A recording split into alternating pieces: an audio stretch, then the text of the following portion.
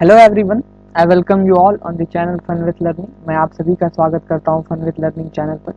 जैसा कि हमने एक सीरीज किया था सीडीएस और एनडीए के जनरल अवेयरनेस को लेकर, तो आज हमारा उसका डे 3 है और आज का टॉपिक है एंशिएंट हिस्ट्री ऑफ इंडिया। तो चलिए इसमें हम कुछ क्वेश्चंस डिस्कस करेंगे और बेसिकली इस क्वेश्चंस के डिस्कस करने का मतलब यह है कि इनमें जितने भी ऑप्शंस रहेंगे उस क्वेश्चन में हम उन सभी ऑप्शंस को डिटेल में डिस्कस करेंगे। चलिए देखते हैं हमारा पहला प्रश्न क्या है। The first question is which age is called the golden age of India.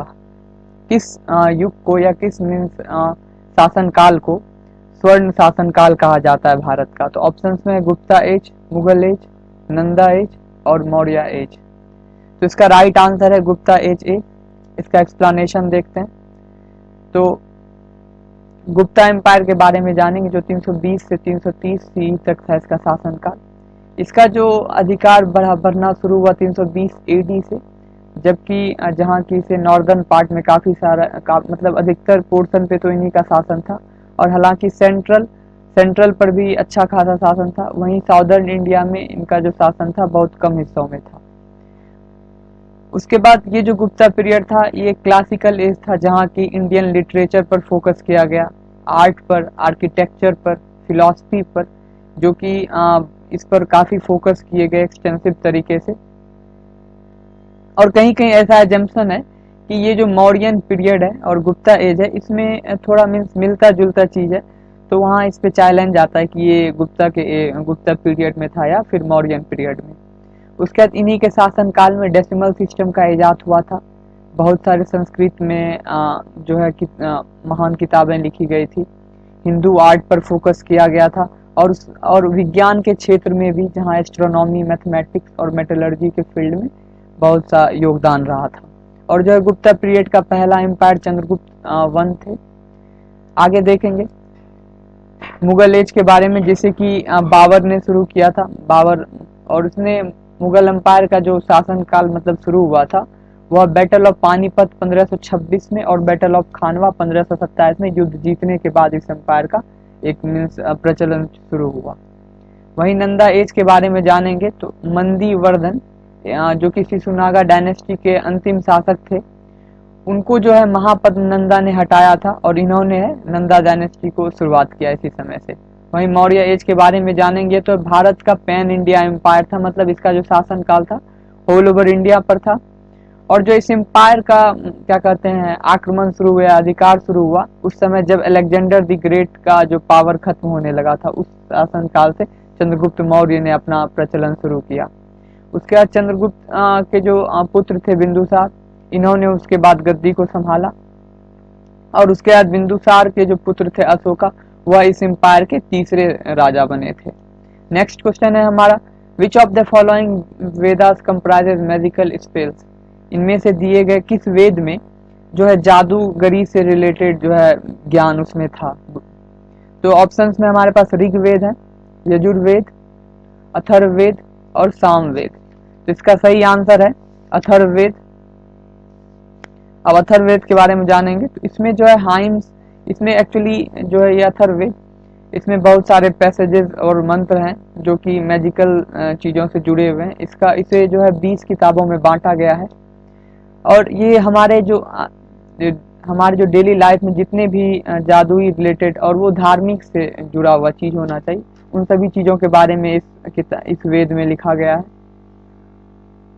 और यह भगवान और उसकी पूजा को लेकर इस काफी ज्यादा इसमें ग्लोरीफाई किया गया, जितना कि ऋग्वेद में किया गया उससे कहीं ज्यादा अथर्ववेद में किया हुआ है। वहीं ऋग्वेद का अर्थ है नॉलेज ऑफ वर्सेस, तो मंत्रों का ज्ञान। यह सबसे पुराना बुक है हिंदुइज्म और हिंदू रिलीजन का। और इसे पुराने संस्कृत लैंग्वेज में लिखा गया है। इसमें 1028 पोयम है कुल, जिसे कि 10 सर्किल्स या 10 मंडल में बांटा गया है।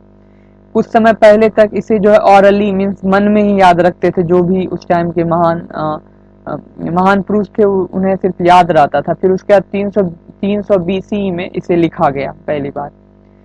यजुर्वेद के बारे में जानेंगे तो यह एक मंत्र और यह भी एक मंत्र का ही कलेक्शन है, लेकिन यजुर्वेद में जो हम सेक्रीफाइसेस कुर्बानी के बारे में, जो उस टाइम मतलब किसी भी चीज की कुर्बानी दी जाती थी, या मतलब कुछ जो रिचुअल्स थे उसके रिगार्डिंग इसमें रूल्स लिखे हुए हैं, तो इसी कारण से इसे हम यजुर्वेद कहते हैं। और वहीं सामवेद के बारे में जानेंगे तो इसे लिटर्जिकल पर्पसेस, देखिए अब ये जो लिटर्जिकल पर्पसेस इस जगह है, तो इसका पर्पस यह है कि यहाँ जब किसी की मृत्यु हो जाती थी तो उसके बाद जो पूजन होता था उसके रिगार्डिंग जो है इसमें बात किया गया है, क्या सब विधि होता था, रिचुअल्स होता था, उसके बारे में बताया गया। इसे जो डिराइव किया गया, मतलब इस वेद का जो फॉर्मेशन हुआ था वह ऋग्वेद से निकाल कर इसे बनाया गया है। अगला क्वेश्चन है हमारा, in which Buddhist literature are the teachings of Gautam Buddha included? किस बुद्धिज्म के लिटरेचर में जो गौतम बुद्ध की पढ़ाई हुई चीजों को रखा गया है? और इसमें देखिए ऑप्शन है हमारे पास, अभिधम्म पिटक, मिलिंद फानो, विनय पिटक और Sutta Pitaka. And the right answer is Sutta Pitaka, option D. अब इसके बारे में जानते हैं। देखिए ये जो बुद्धिज्म था, ये मतलब इनका जो भी चीज लिखा गया था पाली लैंग्वेज में लिखा गया था, और इसे बेसिकली 3 भागों में बांटा गया था, विनय पिटक, सुत्त पिटक और अभिधाम पिटक। तो देखिए सुत्त पिटक में जो थे ना, जितने भी बुद्धिज्म के मतलब टीचिंग्स थे, जो भी ज्ञान थे उसे रखा गया था, जो कि बुद्ध भगवान और उनके कुछ फॉलोवर्स ने इसको लिखा था। हाँ, और इसके बाद ये जो है मतलब जितना भी जो भी रूल्स हैं बुद्धिज्म के, उन सब के रिगार्डिंग, मतलब एक तरह से क्या पढ़ाया जाना चाहिए, कैसे पढ़ाया जाना चाहिए, इन सभी चीज़ों के रिगार्डिंग इसमें जानकारी दी हुई है। इसे भी 5 भागों में बांटा गया है। वो 5 भाग है, दीघा निकाय, मझिमा निकाय, संयुत्ता निकाय, अंगुत्तारा निकाय और खुदक्का निकाय। अगला हम देखते हैं विनय पिटक।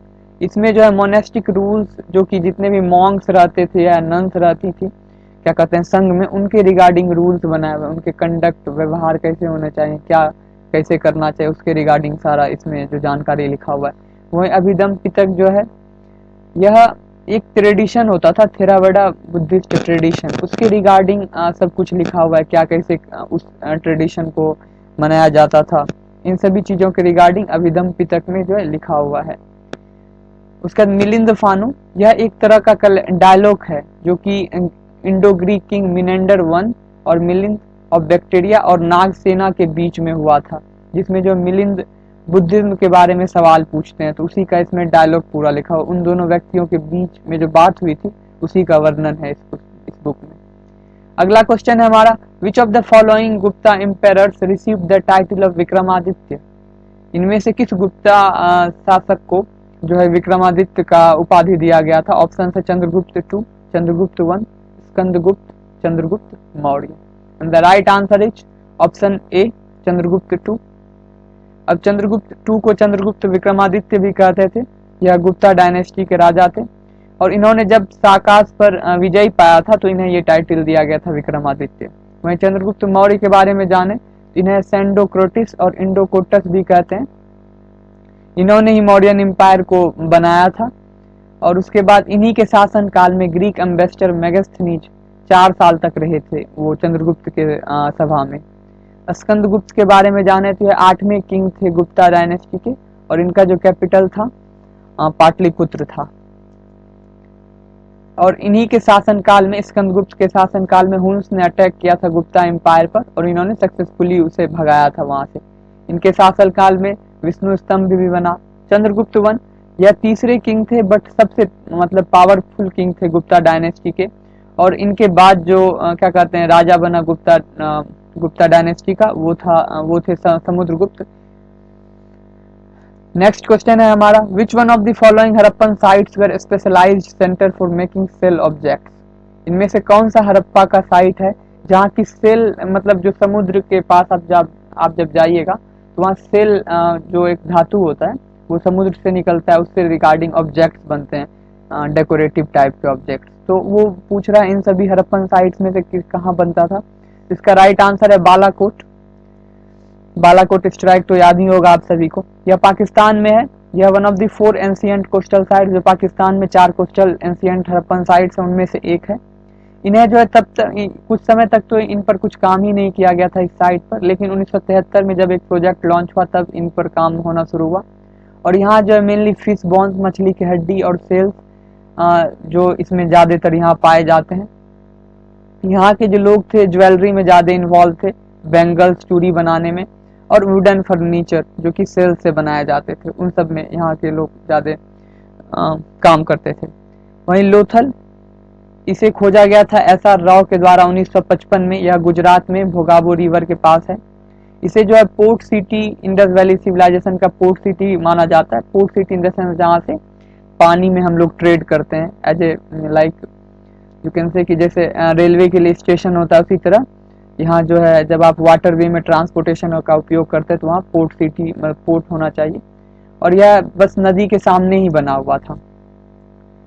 कोट डीजी के बारे में जब आप जानिएगा तो यह इंडस रिवर के सामने था, जो कि पाकिस्तान में सिंध प्रोविंस में। यह एक प्री हड़प्पन साइट है, मतलब हड़प्पन साइट जो भी है उनसे पहले का ये साइट है। और यह हड़प्पन पीरियड जब शुरू हुआ था तो उसमें भी इसका प्रेजेंस काफी दिनों तक रहा था। उसके बाद यहाँ जो है स्टोरेज जार्स, सामान रखने वाला, टॉय कार्ड्स खिलौने, टेराकोटा फिगरीन्स ऑफ एनिमल्स, जानवर के और क्या कहते हैं माँ देवी सबके जो है यहाँ मूर्ति पाए गए थे। और क्या कहते हैं पॉटरी भी, जो मतलब क्या कहें घड़ा टाइप का चीज, वो भी यहाँ पाया गया था डिजाइन। अमरी के बारे में जाने, यह भी एक प्री हड़प्पन साइट है। यह एक फोर्टिफाइड टाउन है, मतलब कि यहाँ घर सब बना हुआ था अच्छे तरीके से। यह भी क्या कहते हैं मोहनजोदारो के साउथ में लोकेटेड है, जो कि पाकिस्तान में है। नेक्स्ट क्वेश्चन है हमारा, Banabhatta was the court poet of which empire. Banabhatta जो थे किस शासक के मतलब कवि थे उस सभा के। इसमें ऑप्शन है हमारा हर्षवर्धन, कनिष्क, कुमारगुप्त वन, विक्रमादित्य वन। इसका राइट आंसर है हर्षवर्धन। तो हर्षवर्धन का जन्म 590 AD में हुआ था। यह जो है पुष्यभूति से बिलोंग करते थे, जिसे कि हम लोग वर्धन डायनेस्टी कहते थे। इनका शादी जो है दुर्गावती से हुआ था। और इन्होंने नॉर्दर्न इंडिया में एक बहुत बड़ा इनका शासन था, 606 से 647 सी तक। और इन्होंने है क्या कहते हैं थानेश्वर और कन्नौज पे कब्जा किया था, जब इनके भाई राज्यवर्धन की मृत्यु हो गई थी। इन्हीं के शासन काल में ह्यूएन सांग इंडिया को विजिट किए थे। कनिष्क के बारे में आप देखिए, इन्हें सबसे बड़ा राजा माना जाता है कुषाण डायनेस्टी का, और एंशियंट इंडिया के भी ये बहुत बड़े शासक माने जाते हैं। इनके ही शासन काल में बुद्धिज्म दो भागों में बट गया था, महायान हीनयान में। इन्होंने साकाइरा का जो फाउंडर इन्हें कहा जाता है। इन्होंने पाटलिपुत्रा पर अटैक किया था, और वहां से मॉन्क जो अश्वघोष को, प्रुसिप्रा और चरका और सुसूत्रता को अपने कोर्ट में ला लिए थे। यह बुद्धिज्म के फॉलोवर थे, और इन्हीं के शासन काल में चौथा बुद्धिस्ट कमिटी जो है कुंदवना में हुआ था, और वो कश्मीर में है। जो कि इन्होंने हान होती हेदी जो कि हान डायनेस्टी ऑफ चाइना के राजा थे, उनसे युद्ध किया था। हालांकि पहली बार तो यह जीत नहीं पाए थे, लेकिन दूसरी बार में इन्होंने उन पर विजय पाया था। कुमारगुप्त वन के बारे में जाने तो इन्होंने नालंदा यूनिवर्सिटी का फाउंडेशन रखा था, और इनके अंत शासन काल में मतलब हुंस ने अटैक कर दिया था, जो कि इन्होंने संभाल नहीं पाया था तभी, और जिसके कारण वहाँ की शांति सब भंग हो गई थी। विक्रमादित्य, जिन्होंने जो कि ही रूल्ड फ्रॉम उज्जैन, उनका जो शासन था उज्जैन से था। और इन्हें जो है गुप्ता एम्पायर चंद्रगुप्त टू, जिसके बारे में हमने पिछले क्वेश्चंस में भी देखा, गुप्ता चंद्रगुप्त टू को हमने विक्रमादित्य कहा था, क्योंकि जब उन्होंने साकाश पर विजय पाया था तो उसके बाद इन्हें ये टाइटल दिया गया था। इनका जो है डीप इंटरेस्ट था, जो भी आर्ट एंड कल्चर थे इन्हें बहुत इंटरेस्ट था, और इन्हीं के कोर्ट में जो है नवरत्ना था। नेक्स्ट क्वेश्चन है हमारा, among the symbols associated with occasions related to Buddha the stupa symbolizes. कह रहा है कि जो भी बुद्धिज्म में बहुत सारे सिंबल्स हैं, तो उनमें से जो स्तूपा है यह किस चीज को डिनोट करता है, किस चीज को अंकित करता है। ऑप्शन हैं डेथ, मृत्यु, फर्स्ट सरमन, पहला जो भाषण, मतलब पहला जो भाषण उन्होंने दिया था, जन्म से, या घर त्याग से, गृह त्याग से। इसका राइट आंसर है डेथ से, मृत्यु से उस स्तूपा को अंकित किया जाता है। तो यह जो कुशीनगर यूपी में गौतम बुद्ध ने परिनिर्वाणा हासिल किया था, मतलब इनकी मृत्यु वहां हुई थी। अब देखें बुद्ध में जो और सारे सिंबल हैं, बर्थ को हम लोग लोटस से दिखाते हैं, ग्रेट डिपार्चर महाभिनिष्क्रमणा को हॉर्स से शो करते हैं, फर्स्ट सरमन धर्म चक्र परिवर्तना को व्हील से, इनलाइटनमेंट को बोधि ट्री से, यही बुद्ध भगवान ने ज्ञान प्राप्त किया था, और डेथ को स्तूपा से, जो कि ये क्वेश्चन में है। अगला हम क्वेश्चन देखेंगे, who among the following rulers had embraced Jainism, इनमें से किस शासक ने जैनिज्म को अपनाया था? Chandragupta Maurya, Bindusara, Ajatashatru, Pulakeshi. And the right answer is Chandragupta Maurya. Chandragupta Maurya ने जो है जैनिज्म को अपनाया था, और इन्होंने है एक बहुत ही फेमस जो है रिचुअल संथरा को भी किया था अपने जीवन के अंतिम समय में। इन्हीं के शासनकाल में जैनिज्म दो भागों में बट गया था, श्वेतांबरा और दिगंबरा में। तो चंद्रगुप्त मौर्य जो है इन्होंने अपना जो है मतलब जो भी है क्या कहते हैं अपना राजपाट छोड़कर एक जैन मॉन्क बन गए थे और ट्रेवल किया था साउथ इंडिया में, और वहाँ इन्होंने सालेखना एक रिचुअल्स होता है, और उसे हम ऐसे दूसरे शब्दों में कहें तो फास्टिंग टू डेथ, मतलब जब तक आपकी मृत्यु नहीं होती तब तक आप फास्टिंग पर रहते हैं, इस प्रोसेस को इन्होंने किया था। और यह जो डिसिपल थे क्या कहते हैं जैन मॉन्क आचार्य भद्र बाहु के, तो इनके ये शिष्य थे। नेक्स्ट क्वेश्चन हमारा, Saptanga theory of state was propounded by whom, Saptanga theory जो था वह किसके द्वारा दिया गया था? कौटिल्य, अकबर, चंद्रगुप्त मौर्य या Kalidas. And the right answer is Kautilya. Kautilya ने यह थ्योरी दिया था। इनके हिसाब से यह थ्योरी जो एक 7 कंपोनेंट था जिसका की यूज होगा एक क्या कहते हैं एक राजपाट को चलाने में। उस 7 में चीज से स्वामी, एक किंग जो कि राजा होता है, आमत्य मिनिस्टर जो उस राज को चलाने के लिए मिनिस्टर का रिक्वायरमेंट होता है बड़े पोस्ट पे वो, जनपदा, वहीं जन से हम लोग पीपल को और पदा से टेरिटरी को डिनोट करते हैं, दुर्गा जिसका कि फोर्टिफिकेशन बड़ा बड़ा अपना वाल बनाने में जिससे कि आपके राज्य की सुरक्षा हो सके, कोष जो कि ट्रेजरी धन होना चाहिए, दंड आर्मी जो कि एक राज्य के पास आर्मी जरूर होना चाहिए, और लास्ट था एलीज मित्र, मतलब जो एक राज्य होना चाहिए उसका मित्र भी होना चाहिए आसपास में। तो इसे ही सप्तंग थ्योरी ऑफ स्टेट कौटिल्य ने कहा था। नेक्स्ट क्वेश्चन है हमारा एंड लास्ट क्वेश्चन है ये, which of the following books is written by Megasthenes, इनमें से कौन सी किताब मेगास्थनीज द्वारा लिखी गई थी? यहाँ ऑप्शन है Arthashastra, Periplus of Erythraean Sea, natural history, Indica. And the right answer is Indica. देखिए इंडिका में है क्या कहते हैं मौर्यन एम्पायर के बारे में बहुत सारी जानकारी दी गई है, क्योंकि हमने देखा था मौर्यन एम्पायर के समय मेगास्थनीज जो चंद्रगुप्त मौर्य के समय 4 साल तक उनके सभा में यह रहे थे, तो इन्होंने इस किताब में पूरी जानकारी दी है मौर्य एम्पायर के बारे में।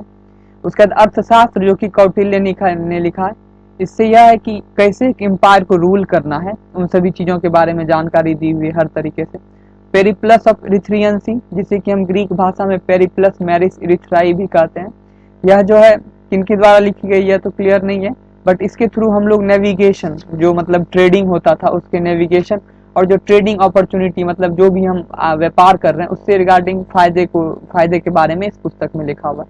वहीं नेचुरल हिस्ट्री जो बुक है इसमें इंक्वायरी ऑफ लिविंग ऑर्गेनिज्म, मतलब जो भी लिविंग ऑर्गेनिज्म है इस पृथ्वी पर, मनुष्य हो, जानवर हो या और तरह के क्रिएचर, वह कैसे रहते हैं उनके जीवन पर प्रकाश डाला गया था। तो आज इस वीडियो में इतना ही। आप बताएं आपको हमारा वीडियो कैसा लगा, और हमारे इस चैनल को जरूर सब्सक्राइब करें ताकि आप हर दिन हमारे इस जीके का फायदा उठा सकें, और अपने फ्रेंड्स को भी शेयर करें ताकि उन्हें भी इसका बेनिफिट मिल सके। जय हिंद।